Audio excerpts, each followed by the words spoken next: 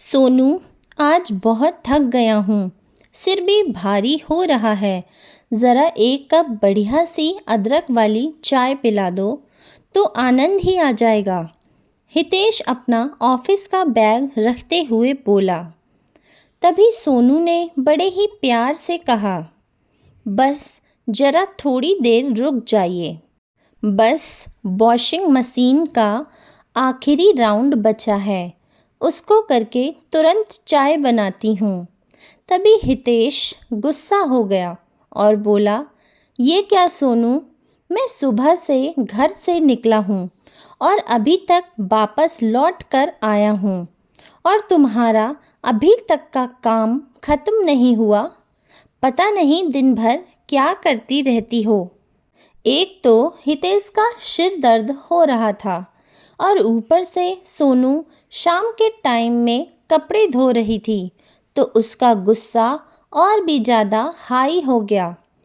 तभी सोनू ने कहा, अरे वह किसी कारणवश से देर हो गई है, आप अपने हाथ मुंह धोकर आइए, तब तक मैं फटाफट से चाय बना देती हूँ।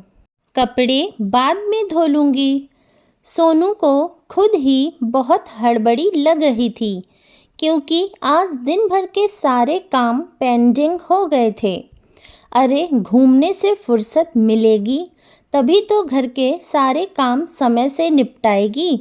जब सुबह को घर से निकली औरत शाम को 6 बजे घर वापस आएगी तो सारे काम अपने आप ही पीछे रह जाएंगे। हितेश बेटा, बस तुम्हारे आने से आधा घंटे पहले ही महारानी घर में पधारी हैं। मुझको भी अभी तक चाय कहाँ मिली है। सोनू की सास कावेरी जी हितेश के गुस्से की घी में आग डालते हुए सोनू पर कटाक्ष करते हुए बोली। तभी हितेश और भी ज़्यादा गुस्सा हो गया और सोनू को झुंझलाते हुए बोला, कहाँ गई थी तुम दिन भर, और तुमने मुझको खबर देना भी उचित नहीं समझा। तभी सोनू ने कहा, अम्मा जी, आपने इनको यह तो बता दिया कि मैं पूरे दिन घर से बाहर थी, लेकिन आपने यह नहीं बताया कि मैं पूरे दिन घर से बाहर क्यों थी, जबकि मैं आपको सब कुछ पहले ही बता चुकी हूँ और मैंने आते ही सबसे पहले तो आपको चाय बनाकर ही पिलाई थी। फिर भी आप हमेशा की तरह अपने बेटे से मुझे डांट मरवाती रहती हो। सोनू दुखी होकर बोली। तभी हितेश ने कहा, सोनू, आखिर मुझे बात भी बताओगी कि क्या बात है। तो सोनू ने कहा, देखिए, पहले तो आप गुस्सा मत होइए, बेकार में आपकी बीपी हाई हो जाएगी, क्योंकि आपको तो पता ही है कि अम्मा की तो हमेशा से ऐसी ही आदत रही है, आपके और मेरे बीच आग में घी डालने की और गलतफहमी पैदा करने की। मैं पहले आपके लिए चाय बनाती हूँ, फिर आपको सब कुछ बताती हूँ। सोनू अभी भी शांत थी, क्योंकि वह बिना वजह बातों को बढ़ाना नहीं चाहती थी, लेकिन कावेरी जी अपनी आदत से बाज नहीं आती थी। हितेश के ऑफिस से घर लौटते ही बहाना ढूंढ लेती थी अपनी बहू को डांट खिलवाने की। अगर हितेश जरा सी भी बात पर सोनू पर गुस्सा हो जाता तो कावेरी जी बीच में बोलकर अपनी बहू सोनू की बुराई करके उस बात को और आगे बढ़ाकर हितेश के गुस्से को और भड़का देती। सोनू पहले तो चुप रह जाती थी, लेकिन अब वो अपनी बात को साफ साफ कहने में विश्वास रखती थी और हितेश भी पहले तो अपनी माँ कावेरी जी के भड़काने पर सोनू पर हाथ भी उठा देता था, लेकिन अब वह भी अपनी माँ की आदतों को देखकर धीरे धीरे समझ गया था कि मेरी माँ मेरे गुस्से को भड़का कर सोनू को और भी ज़्यादा परेशान करना चाहती है और शायद इसी वजह से दादी भी माँ के स्वभाव से बहुत परेशान रहती थी। जब हितेश का सर दर्द चाय पी लेने से थोड़ा ठीक हुआ तो हितेश ने अपनी बात रखना सही समझा और तभी वह सोनू के पास आकर बोला कि अब बताओ सोनू, कहाँ गई थी तुम? तब तक हितेश का गुस्सा शांत हो चुका था। तभी कावेरी जी फिर से कटाक्ष करते हुए बोली, देखो तो कैसा जोरू का गुलाम अपनी बीवी के सामने गिड़गिड़ाने लगा।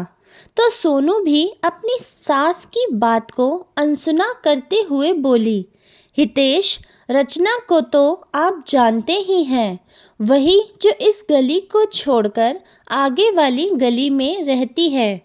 तभी हितेश ने कहा, हाँ हाँ, तो क्या हुआ उसको? हितेश, आप जैसे ही ऑफिस के लिए निकले तो तुरंत उसका फ़ोन आया।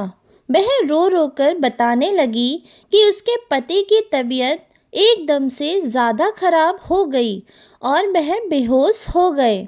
मैं अम्मा को बस इतना बताकर निकल गई कि मैं अभी उनको देखकर आती हूँ और जल्दीबाजी में मोबाइल घर पर ही भूल गई।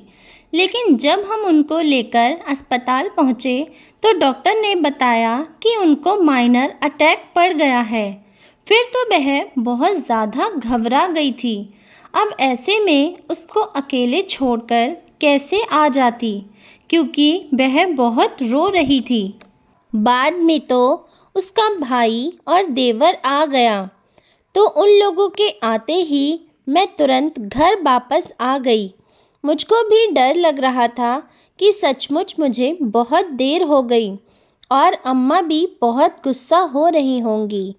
इसीलिए मैंने सबसे पहले आकर अम्मा को पूरी सच्चाई बताई, जिससे कि वह नाराज़ ना हो। लेकिन फिर भी अम्मा जी आपके गुस्से को भड़काने से नहीं चूकी। अब आप ही बताइए कि इसमें मैंने क्या गलत किया है? सोनू एकदम से उदास हो आई थी। तभी हितेश ने कहा कि सोनू, तुम परेशान मत हो, अम्मा की तो आदत ही हो गई है। लेकिन तुमने बिल्कुल सही किया। किसी के सुख में भले ही साथ ना खड़े हो, लेकिन दुख में हमेशा साथ निभाना चाहिए। तभी कावेरी जी एकदम से उत्तेजित होकर बोली, हाँ हाँ, यह बुढ़िया तो बेकार है ही, निकाल दो इसको इस घर से। तभी हितेश ने अपनी माँ को समझाते हुए कहा, अम्मा जी, बात का ज़्यादा बतंगड़ बनाना अच्छी बात नहीं है। कौन निकाल रहा है आपको इस घर से? जब सोनू ने आपको सारी बातें बता ही दी थी तो आप शांत भी तो रह सकती थी ना। लेकिन नहीं, आप तो इस उम्र में भी आग में घी डालने से नहीं चूकती हैं। याद रखिए अम्मा, आपकी यही बहू आपके बुढ़ापे में काम आएगी। इसीलिए अब आप अपनी आदतों को सुधार लीजिए। तभी कावेरी जी अपने सर को पकड़कर बोली, हे भगवान, अब तो मेरा बेटा भी पराया हो गया है, जो मेरी एक बात भी नहीं सुनता है। हितेश हमेशा अपनी माँ की बात को सुनकर सोनू को डांटता तो कावेरी जी बहुत खुश हो जाती थीं। लेकिन आज पासा पलटता देखकर कावेरी जी हितेश के भी पीछे पड़ गईं।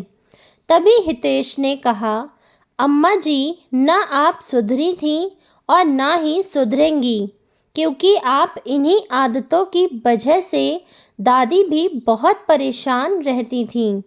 आप ये क्यों नहीं सोचती कि बैठकर 2 रोटी आराम से खा लूं? लेकिन पता नहीं क्या मिलता है आपको 2 की 4 बातें बढ़ाने से। अगर ये कहानी आपके दिल को छू गई हो तो इसे शेयर ज़रूर करें और चैनल को सब्सक्राइब करना ना भूलें, क्योंकि रिश्ते कहने से नहीं, निभाने से ज़िंदा रहते हैं।